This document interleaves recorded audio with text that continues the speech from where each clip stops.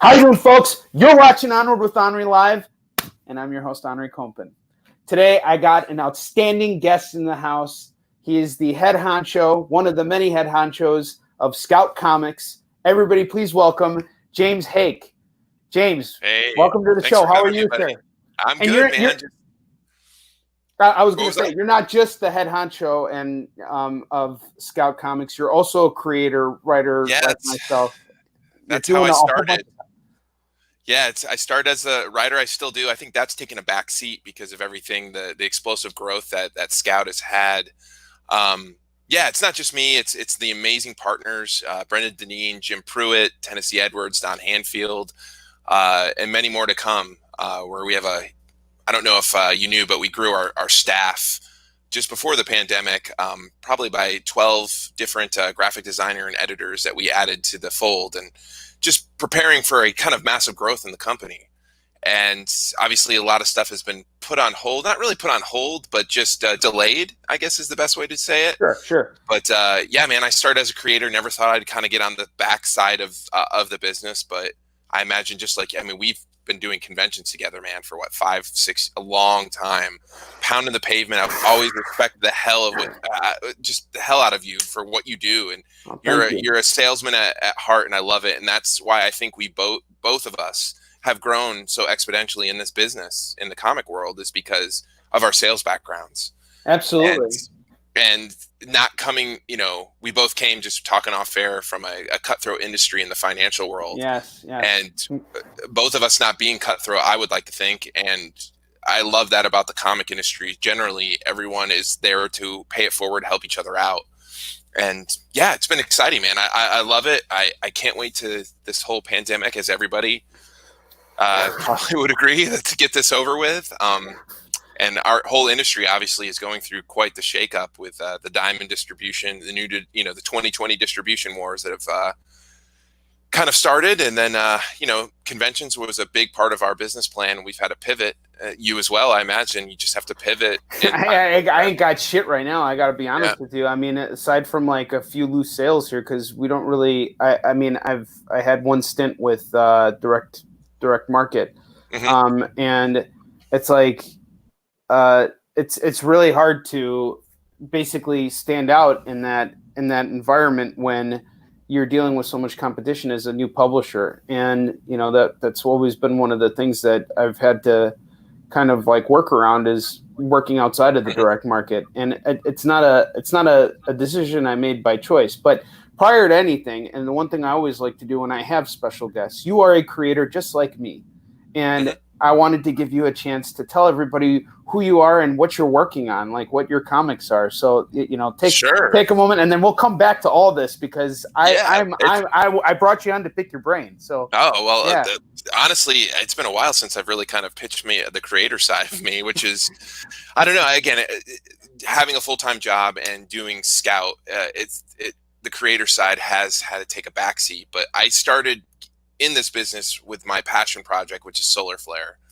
It's 18 issues we've done now, where I originally kickstarted it and then eventually got picked up by Scout.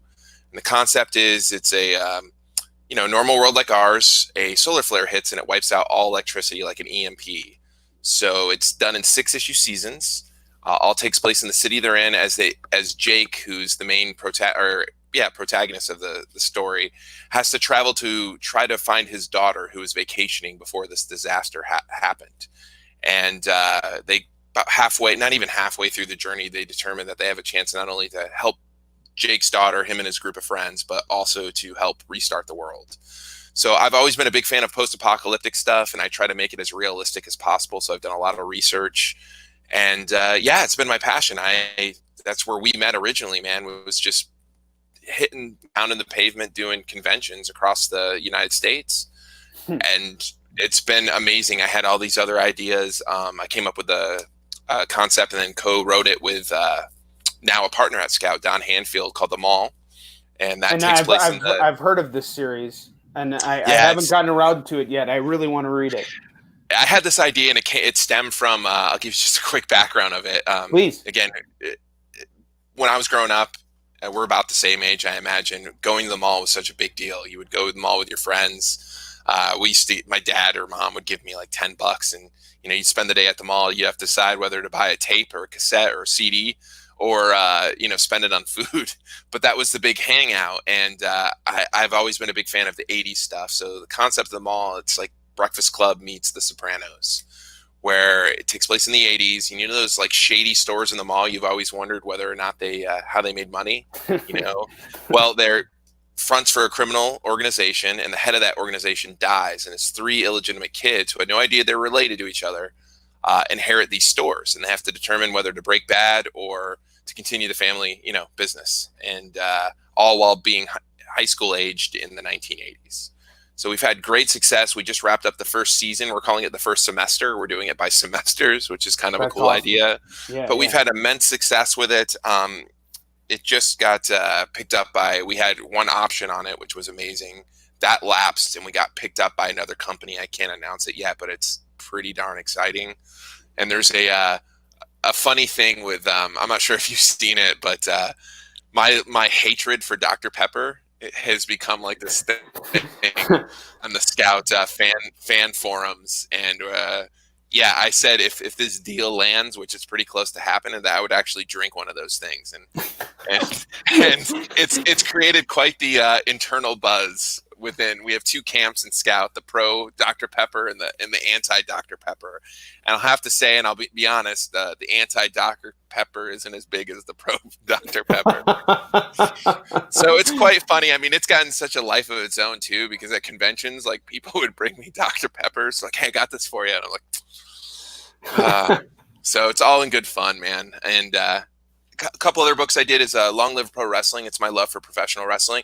You know what they say, man, you write what you know, you write what you love. And I'm a closet wrestling fan. I've always loved it. What intrigued me most, which I think a lot of wrestling fans would agree, is the backstage politics more so than the actual product. 'Cause sometimes the product, and most of the time, especially lately, has just been terrible.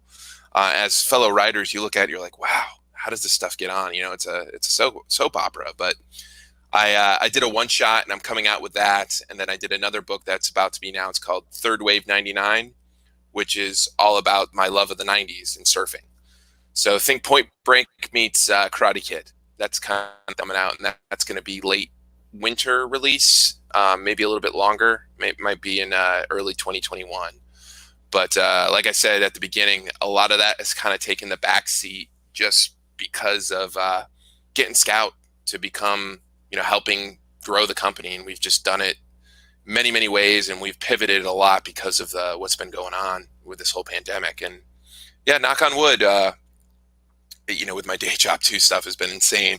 So trying to get back to creating, which is why I got in the industry in the first place, is definitely on my list to do. And hopefully that will be sometime soon. But there's nothing like, as I imagine, like, whenever I do it, we do a podcast too that I haven't done in a couple months.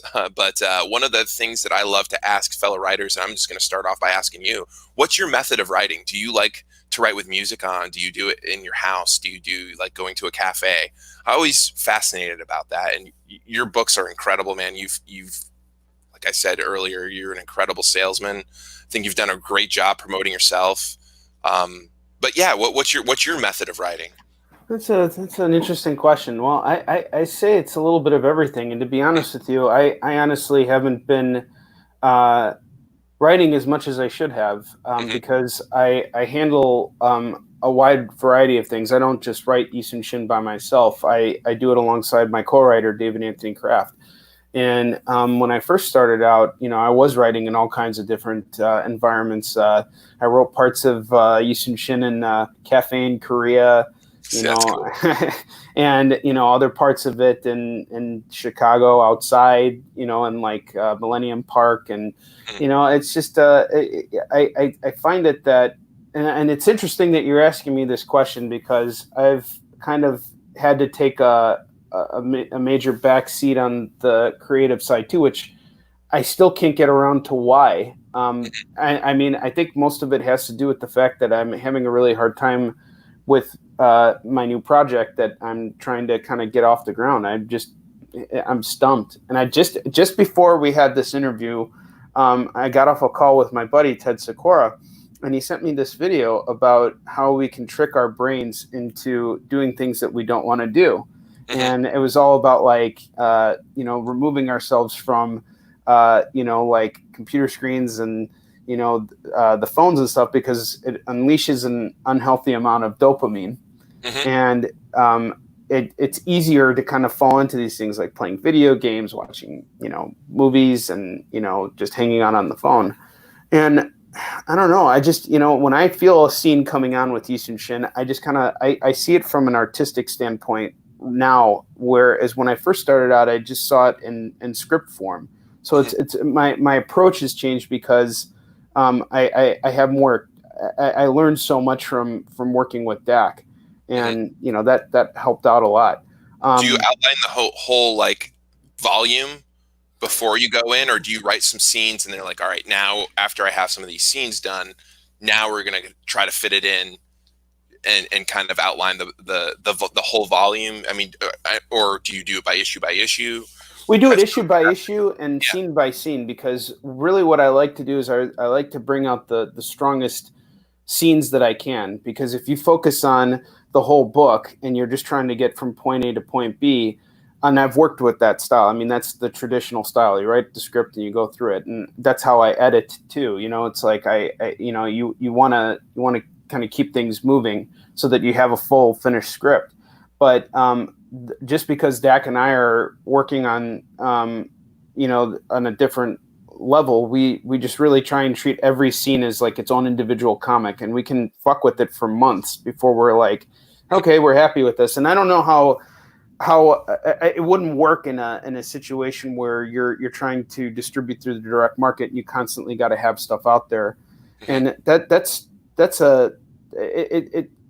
a completely different type of approach, And the thing I got to say too, it's like, for a guy who says he's not spending a lot of time on the creative front, you just named like 3 or 4 projects that you're working on top of having your day job, and on top that's of over everything. 5 years, man. Like, that's stuff I've been working on Yeah, for a but while. it always is. It always is. It's not like you just, I mean, shit, I've been working on one fucking comic series for the last 10 years of my life, And it's great I've been very fortunate in the sense that I found success on convention fronts. But I think, and I'm like you, I want this pandemic to end sooner rather than later. And there's already there's a convention that's happening in Tampa, which I'm heading one of to. the best, man. And that's, I don't know. That convention though, I think that's the best one in Florida, quite honestly, the Tampa Bay one. It's the regular version. It's not the MegaCon. No, it's not MegaCon. Everything else got canceled, and this show. And apparently, there was another show in Kentucky that took place. And again, these are small shows. We're not talking like New York Comic Con, San Diego size shows. We're talking like, basically these shows have the same kind of like traffic and capacity that like say Costco or like Target does currently, where people just kind of come in and because everybody's got to get their fix and we got to get back to work, and it's going to be a different environment, and I'm excited about it, but at the same time, I want to get back on the creative aspect of it too, and develop something new that's my own. You know what I mean? I think that's a really important aspect, and it's something I really admire about what you're doing. Is like you have all these projects that have been. You're not hesitating with them, whereas I'm just like so nitpicky. I don't know what to do, and a lot of it has to do with the fact that I bootstrap so much of this, and I haven't had the kind of lucrative success on platforms like Kickstarter that some of the other creators do, because I'm not tech savvy. Some of these guys are just so fucking good. They can launch a Kickstarter project and raise like $50,000. I can't do that. I want to. I can't. It just, I haven't figured out the right algorithm yet. It's a really hard platform. Again, I've seen you at conventions. Let me ask you this quick question, because you were so interactive at conventions, and it's super, super impressive, especially when you figure that a lot of people don't figure in fatigue. Now, one thing that I had heard for many, many, many, many times about how to build that online presence and that Kickstarter presence was to get email addresses. Yes, I've done that. Collecting that? I have a huge email list, but and as I've said many times on the show, I'll shoot that email out, and I think there's a couple problems I had, and here's what I'm planning to do at Tampa. I'm taking everything that I'm learning from all of you creators that I have on the show, all my guests, because you guys are everybody's successful and everybody's kicking ass in one area or another. I know that there are a lot of great salespeople. I know you're a great salesman. Just your presence and everything. I know that you and what you've done with Scout, what all of you guys have done with Scout. I had Richard on the show, Richard Rivera on the show a couple of weeks ago, and I mean that guy's just he's a wellspring of knowledge when it comes to this. One of my best friends, man, amazing. Like just the brainstorm sessions that we have, not even planning it, just talking on the phone, all of a sudden, hey, let's do this. What about this? Oh, this, yeah. And again, just like-minded people coming together, and yeah, that's interesting. Like I can maybe share some stuff that we've had success, because we just tapped into that email thing, and it created this whole huge boost to our online presence as Scout. Well, how did you do it? A lot of it was. Again, I'm not tech savvy. I've kind of become more tech savvy out of necessity than anything. And we had been collecting for many, many years email addresses. Scout has. It was kind of built in on the template of the website that they had. And we finally figured out, after we brought some teams in and were able to get them involved with the new website that we have through Shopify, I was able to figure out, with the help of the team members, all this, I guess, Excel spreadsheet CSV file full of emails, newsletter that never happened. So we figured that out, and then it was crazy. Like, we sent out the first one, and we did a little sale on our website, and it was, I say little, it turned out to be huge. Yeah, I think that's another thing that helps is it's an untapped market, but plus you guys are a full-fledged publisher. You have something for everybody. That's a big difference. It makes a big difference. I'm so honed in, and I and I was too, man, on the creative side. I had Solar Flare. Like, I wasn't right. You did it very similar to what I was doing. I wasn't building James Haick in the background, and this is all my stuff that I do, that we've seen a lot of creators do. I built my brand. My brand was Solar Flare. It wasn't James Haick. And that is it's difficult to do, because, like you said, if someone wants a kid's book, they're not going to go to either one of our titles. Straight up. If they want spaceships, they'll Scout. We're not even going to waste that. We're not going to waste our time pitching them, because you don't want to have that. You don't want to have that blowback of a parent coming back and being like, and I've had situations like that where I've had to refund books because there was some kid who had a mustache, and I thought he was of age. You get a mustache, you look like you're fucking 18 years old, and I'll sell you the book. What the hell? He's interested in everything. And then I'll get an email from an angry parent or a concerned parent, and I can't not do that. I'm a parent myself. What am I supposed to say? Like, take a hike? That could come back and hurt you in so many different ways. You could get negative reviews. You can have people report you. You just don't need it, And you could certainly do whatever you want, but I think it also, I think, goes against something that I think is really important, and something that I know that matters to you as well. We were talking about it backstage, is being aware of the people that you're trying to help. Because I think that when we're getting our work out there, we're trying to help people discover our work. But in your other line of work as a financial advisor, you are helping people in periods of extreme duress, when they lose somebody or something like that. So, there's that weight on your conscience that I think is important to not ignore, because I'm a firm believer in karma. If you fuck someone, it'll come back and bite you in the ass at some point. 100% agree, and I think that's why I've taken to being part of Scout so easily, and why I absolutely love it is because I get to help take other creator. Like, I think every publisher or person who works in the back office of a comic store company would probably say the same thing I'm about to say, is that I want to help publish and facilitate comics that I myself want to read. Luckily, I have a very wide palette, because I like kind of everything. So it's really it's exciting for me to help take creators like yourselves and help them grow their brand. So it's much easier, and it's a less of an uphill stream battle than I was doing it on my own, focusing on, post-apocalyptic fiction. And that's all I could do. It is a breath of fresh air. And I remember the frustrations that I imagine that you have too, where it's just like, okay, this is just my niche. This is where I'm going from. I realize that everyone walking by is not necessarily going to be into this type of book. And it's so much easier repping a publishing company that has many different genres, because you ask them, the easiest question is, what type of comics do you? Do you read comics? Unfortunately, that is a comic question. That's a question that people can shake their head and but it's an opening line, and you got to start with something. My whole thing is, can I give you a bookmark and tell you about my comic? It's, if I give them something that they can't say no to, which is a bookmark, which is cheap, doesn't cost anything, then that's that lead in. And the less of a chance you give people to say no, the higher chances you have of converting it. But I never really looked at it from an analytical standpoint. I just always thought about it from, how would I want to be approached? Prior to getting on the convention front, that was something I did, was I scouted convention floors, and I kind of looked at how were creators interacting with their audiences, and I always found that the small press publishers were the ones engaging, because most of the artists, they were taking commissions, so they were drawing. The other small press writer, or the other writers who were in those areas, they were off going to panels, so they were typically not manning their booths the full time.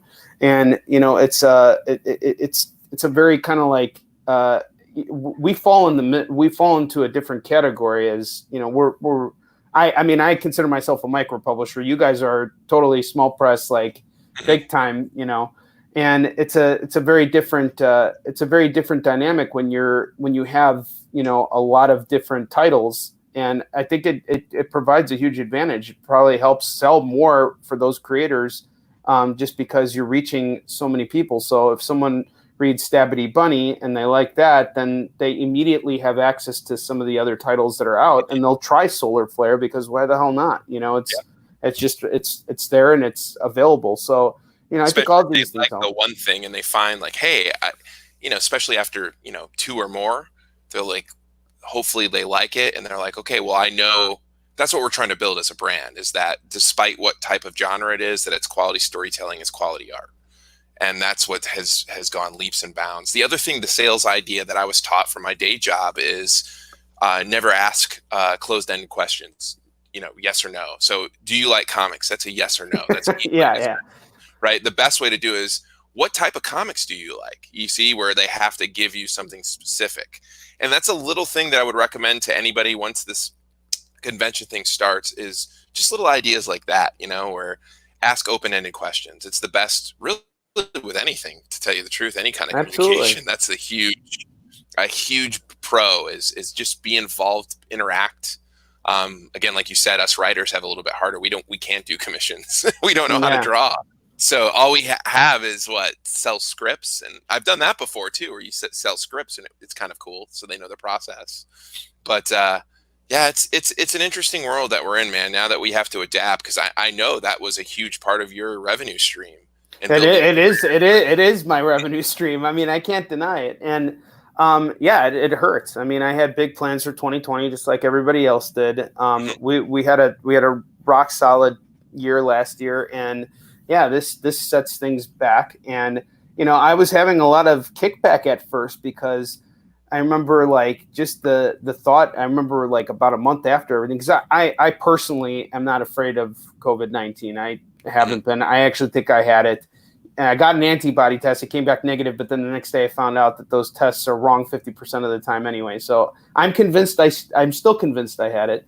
But even if I didn't have it, I'm still in kind of like a low risk area. And look, if I'm going to get exposed to it, I'm going to get exposed to it. I live in a state that has the 4th highest amount of cases, in the entire country. So, what difference does it make if I go to a different state? But I remember at first when just the idea of me doing a convention came up, I was met with a lot of like resistance from people saying like, oh, well, there's got to be another way. I wish there was, but like look at sports, for example. Can you tell an athlete who plays professional sports that, okay, there's another way for you to make money working in sports? No, you can't do that, and I think it's important that we get back into the convention scene, but that we do it the right way. And that's what I'm going out there to navigate. I'm willing to go out there because it's important for my business. And I think it's important for all of us to just see what's going to be different. And, you have to take the precautions. I will be wearing a face mask. I also got one of those face shields or the face guards. And yeah, I'm taking zinc with echinacea and vitamin C. That's what my doctor told me. She's treated a lot of COVID patients. I talked to another doctor as well just to get a second opinion.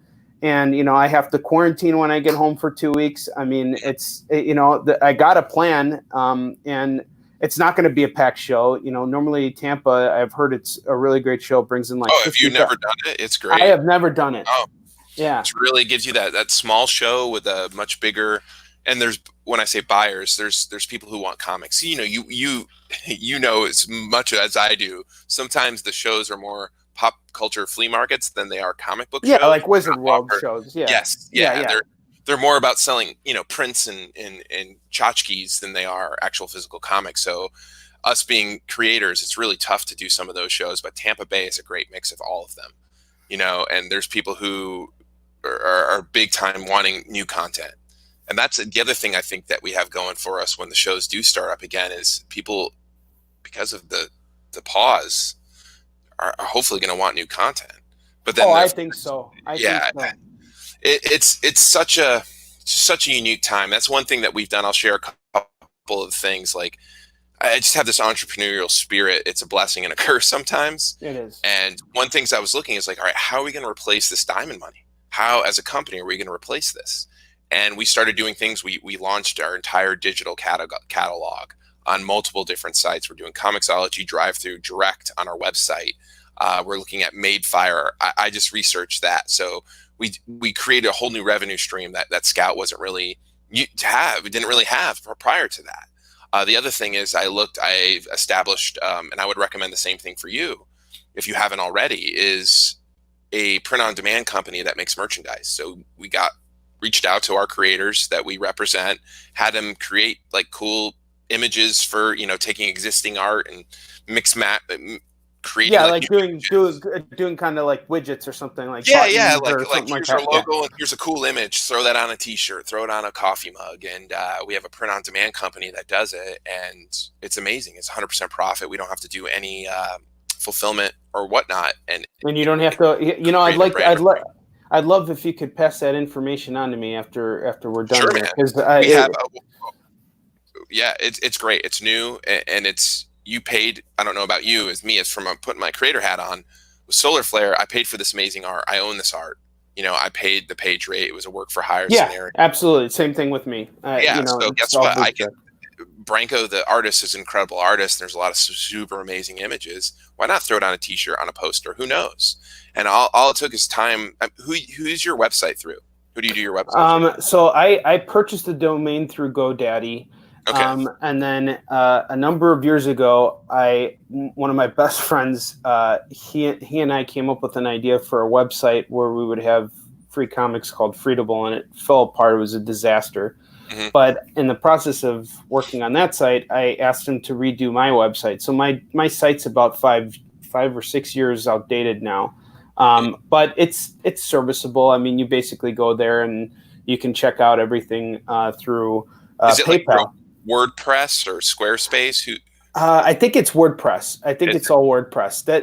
That would be my guess. And I haven't been utilizing, my Ted Sikora. He was telling me he created his shop through Shopify, and we did. Yeah, and I know that. So how does Shopify work? Does it like do you tap into their network kind of a thing? Yeah, so they have a lot of pre-made templates, and that was one thing that Scout. Despite our terrible website at one time, our website store sales were unreal. And I was in charge of listing stuff. And again, I'm not an IT guy or a web guy. And I would want to throw my head through a wall because just listing an item would take, because of the lag time, because it was bogged down, would like take 10 minutes to list something. And then we paid for a service that gave us unlimited listings in the shop, but they said had to maximize 200. And the fact that we had it full, so I'd have to pull something down to put something back up. So it was this thing that we were just terribly waiting on to do something, and we were going to get these guys to build a website for scratch from us. And long story short, we were trying to get everything involved with them, with getting them a sliverage of ownership, and it just ended up falling through because really, when you get lawyers involved, they take forever on things, and we had to do other things. So I was like, we have to do something now. We can always revisit that, which I'd still like to potentially revisit. But Shopify was the one that we went to, and it is amazing, user-friendly, incredible, not expensive. You pick a template that you want to use. I searched for comic shop, and I used one based on that. And then it's like your phone, man, where you know how you can buy your normal iPhone or Android, and then you download apps to make the phones better, right? They have apps that are incredible. And Shopify, the one that we use, the print on demand, is called Printify, that fully integrates with Shopify. There's a thing called Digital Attachment that literally is an app that we pay 99 cents that allows us to sell. It creates the code, instantly integrates, and allows us to sell direct online PDFs of our titles. So it's just little things like that. I would highly recommend going to Shopify. We're part of a lot of retailer forums too. Of course, a lot of retailers being shut down. A lot of them didn't have any website presence or didn't update their website for years. They were forced to get into it. And if you talk to the people who have done Shopify, that they end up going to Shopify, they're like, oh my gosh, I wish I would have done this sooner. It's amazing. So I would highly recommend looking into it at the very least. But something that's been interesting. I didn't mean to cut you off there. One thing that I think that's been interesting that I've been noticing a lot of retailers doing is using the Facebook platform to have for auctions and stuff. And I noticed that there's like an actual Artist Alley page where you can like start posting stuff and selling through there. And I'm thinking about doing that at some point just to try it and see it. But I mean, typically I try and keep my interactions with people as quick as possible when I'm at conventions, because I want to move as much inventory as I can. It's not that I don't want to spend time talking to people. I love talking to people, it's part of the thing, but I also don't like wasting people's time. Everybody comes to these conventions and they got somewhere they got to go. And, the more time you spend, bullshitting, the less time they have to do those things. And, it's one of those situations where there's still, this all happened so suddenly that I still don't think I've fully come around to figuring out how to navigate through this post world. And I've sold books. It's not like I don't get any sales, but it's just not the same volume. I mean, literally by this point, this year I would have sold 10,000 books already. I don't think I've sold over, 2,000, for this entire year so far. So my sales have gone down, and me even saying 2,000. The last show I did was C2E2, and I sold 1,000 books at that show. And after that, everything just petered off. I maybe sold like a couple hundred books after that. So it's just not the same thing. And there are times when it eats at me so bad, because it's that's where I make my money. The creative aspect of it, that's not where I make my money. That's not where I spend the majority of my time. The majority of my time is spent on the floor, interacting with people and building out the brand and doing stuff. But, even one of the things that I was working on prior to the pandemic too is trademarking Yisun Shin. We already applied for it, so that's something we're waiting on, and movie rights. And everything just fell flat. And you can't make any steps, and the only thing I got going right now is production, and that's also slow for a myriad of other reasons that are outside of me, and they'll be picking up soon. But it's you just, when you have all this time, you don't want to waste it, and I've been spending a lot of time with my kids and trying to read and start new stuff, and I've taken on freelance work, which has helped out, alleviate some of my financial issues. But, even with freelance work, you're helping other people navigate. You're not really taking the helm, and you're not really doing what you necessarily want to do. And I'm sure you understand what that's like. Like you have a greater vision with your company, and you have to put aside your creative interests, and you have to focus on that. Plus you're a family man too, so you're juggling that balance, man. Yeah. That balance that is constantly fluctuating. It's not like, okay, I figured it out. It's just like you got to balance it correctly. And I've said this so many times, and I'll say it again. It's like the best thing to do in times like this is turn lemons into lemonade. Focus on things that you can control. Like, that's why, honestly, the only thing that irks me a little bit about not being able to really focus on writing right now is this is a perfect opportunity to do that. Exactly. Things that you literally cannot do because of the environment we're in, and that should be replaced by that. So that is something that I really want to. I wrote for the first time in probably 2 months last weekend, and it was fluky how it happened. I was just self-editing, because I got one of my books. We haven't announced it yet, but one of my books got picked up by a production company, which is pretty amazing. But the problem Congratulations. That's fantastic. Yeah, it's been awesome. But problem is that I need to start creating more of it. Like that, it's as simple as that. Like, I have to start writing, and I got outlines and everything done, but I need to get, for the actual property itself, that is a big thing, is that you have to, what I've learned being on this end of the thing, the more material that you have, the better off you are from a creator standpoint, because you get to maintain a lot more of the control of the IP if it goes to that other level of going to TV or film. So with this particular property, I don't have that much. So it's really imperative that I try to get as much ideas down and created as possible as this process is hopefully sped along because of it. So I really do need to focus on that. But there is something interesting. I'm right there with you. There is something I really want to pick your brain about, the business standpoint of it, particularly. You mentioned we talked about distribution wars. That's going on right now. Okay, so DC has pulled out of Diamond, for those of you who don't know, and I hear that there's talks of Marvel pulling out too. What do you guys see going on right now? How are you taking advantage of this situation, and how are you making it work for your company? I think it's it's a lot of stuff. Like, I wish I could go into full detail about how I really feel on stuff. Yeah, there's strategical stuff you have to keep in mind too. Yeah, of course. I honestly think a smaller publisher like ours, the fact that I'm concerned with some of the mid-level ones that have huge work staffs, have a lot of overhead. They might not come back from this, like the Valiants of the world, the Booms, the IDWs. Like, this is bad. And a lot of it, no one could have foreseen this, but we're in a position as Scout. I can speak from our point of view. Again, I don't know their books and their history. I just look at it outside looking in. But the fact that we run a tight ship, like a tight belt, we don't have a lot of expenses, thank goodness. And we're able to stomach something like this. So when things level out in the comic industry, I think we're going to be stronger than we were before. A lot of it by default, but my dad always says sometimes it's better to be lucky than smart. And if you're a little bit of both, you're dangerous. My dad said the same thing to me. So I feel like we've been a little bit of both in this scenario. So what we're trying to do is we're trying to take this opportunity of a lot of stores being upset at DC. We launched a vending machine program. I saw that. Cardboard vending machine. Yeah, I love it. So I'll tell you, I have to go because I have another.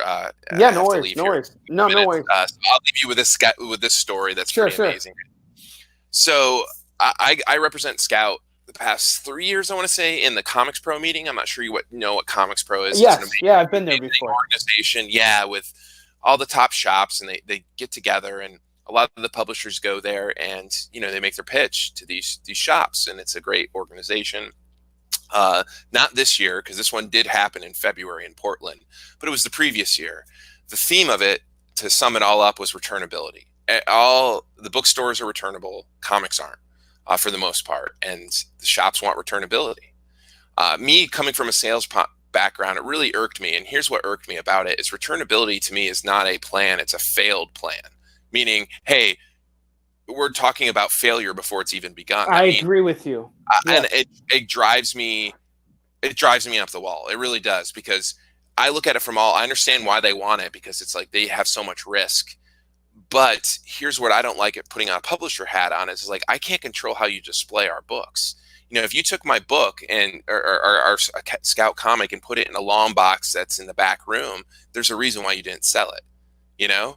So we came up with this idea of this vending machine pilot program where we provide the machine and we give full returnability. Actually, we were going to do consignment with some of these shops, because we feel that if we control the narrative as in the display and put it out our best our products, we also have these little cards that basically are cheat sheets that give you like 2 sentences of what the book's about.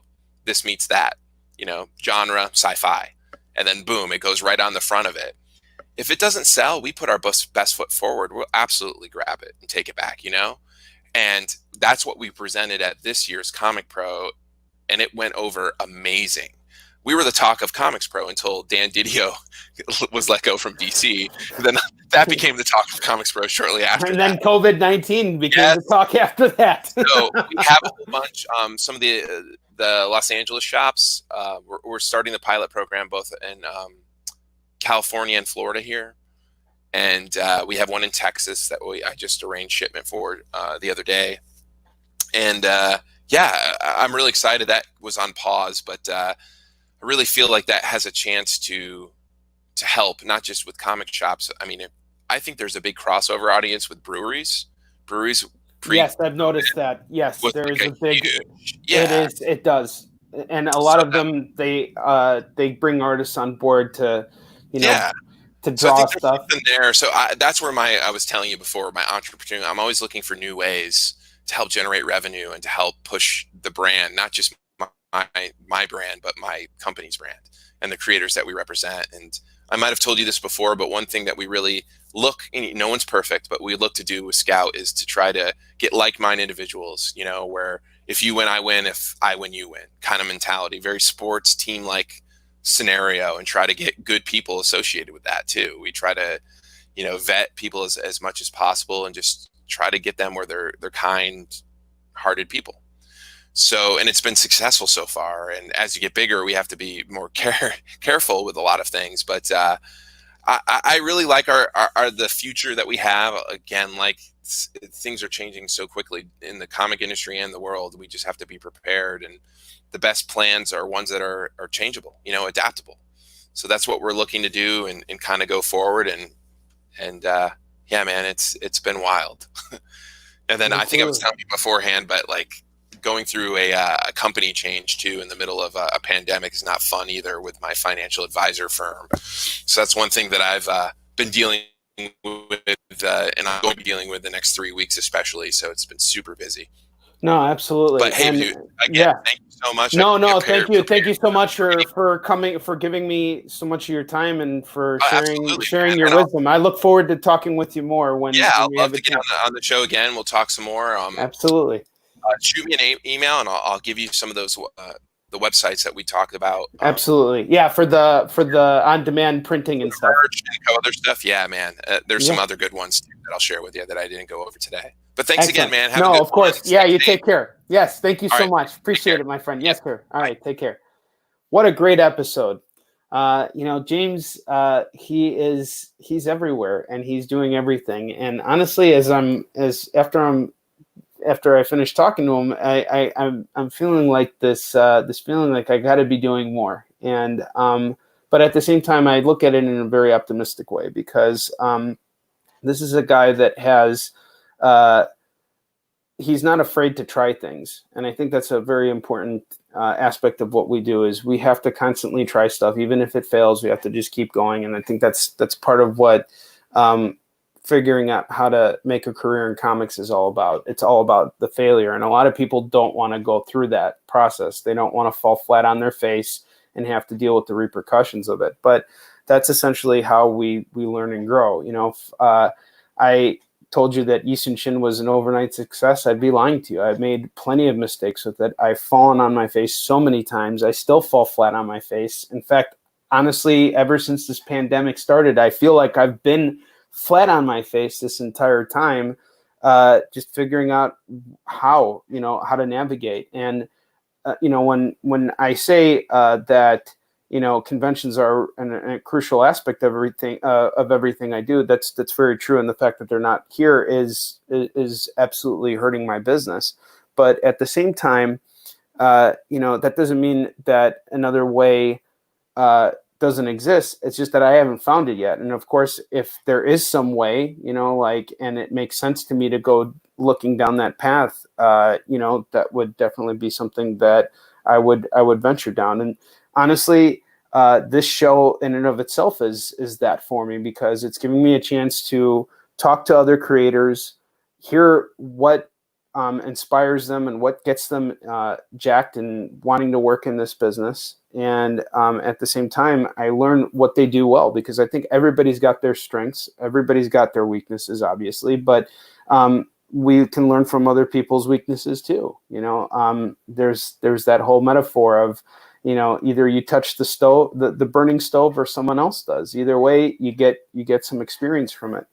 And this was definitely a very enlightening episode. I like talking to publishers because they constantly have to be thinking about so many different things. When I had Travis McIntyre from SourcePoint Press on here in the beginning of May, it was very eye-opening for me to see the difference in what working with a publisher is like, as opposed to doing everything yourself, because I've been doing everything. I've been wearing all these hats. I'm the writer, creator, and the publisher of Yixin Shin. So I'm constantly out there with this mindset of how to build things, but I'm only building within my own mind. I don't have other people to bounce ideas off of. And when you bring creators together, everybody's kind of got their own approach to things. And Scout has Richard Rivera. I think that he is their Michael Jordan. He is a very innovative and forward-thinking guy. I had him on the show, so if you haven't seen that episode yet, definitely check it out. He's made a huge fan out of my son. He loves Stabbity Bunny. And, Richard, he was one of the first people I talked to when it came to doing Tampa Comic-Con. I called him up and I said, this is a show I want to do. And he gave me some, and I told him, I'm like, am I crazy for wanting to go to a convention in the middle of a pandemic? And I mean,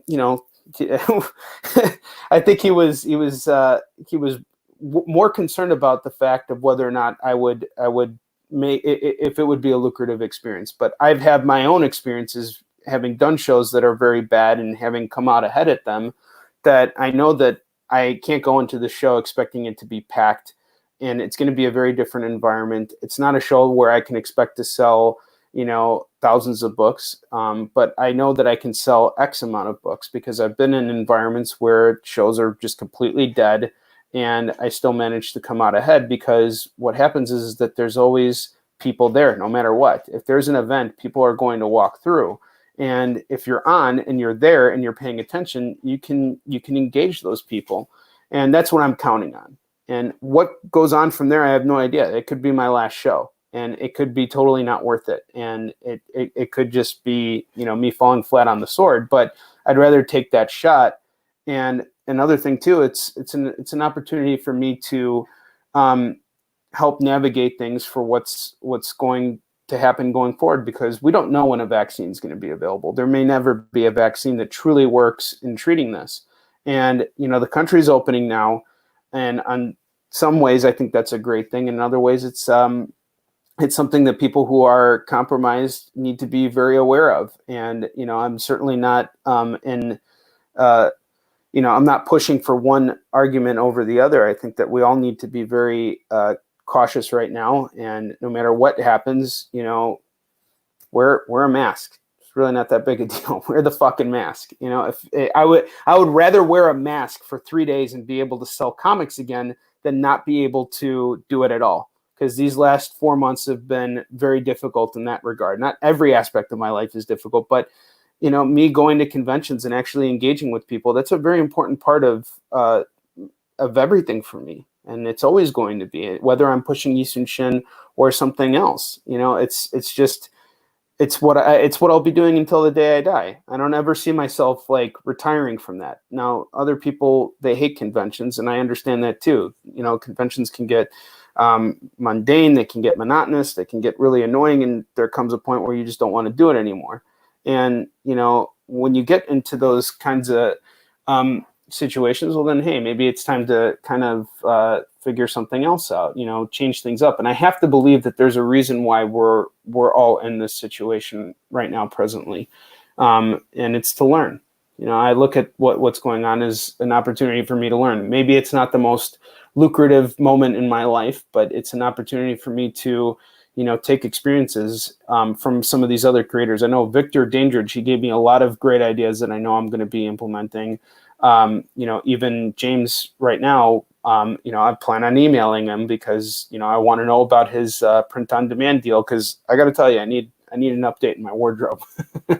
But, you know, aside from that, not that I don't mind rocking this shirt, I'll rock it all day. But, you know, when you have an opportunity to hook people with something new, it helps build things. And, you know, again, this is one of the reasons why I love interacting with creators, is because this gives me the chance to learn from multiple aspects of the industry. And we've had a different range of people. It's not just, we have comic book creators on here. We've also had publishers on here. I even had a retailer on here.